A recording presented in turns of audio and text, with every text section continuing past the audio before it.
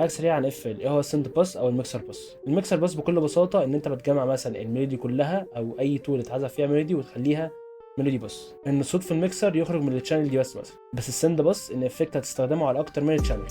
هعمل مثلا تشانل اسميها ميلودي باس، وهروح هنا على كل حاجه عزفت فيها ميلودي وهخليها هنا بس.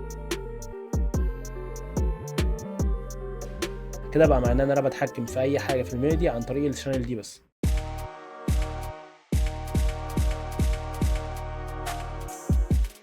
ممكن اغطيها خالص او اعليها خالص، اعمل اللي انا عايزه. ممكن احط عليها افكت معين.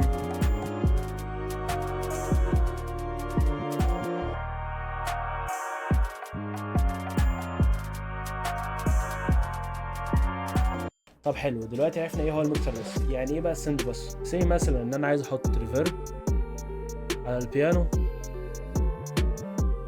وعلى الهورنز، فانا بدل ما احط لكل واحده لوحدها ريفيرب احط هو واحد بس، عشان هيوفر عندي في استهلاك السي بي يو، واعرف اتحكم في كميه الريفيرب من هنا.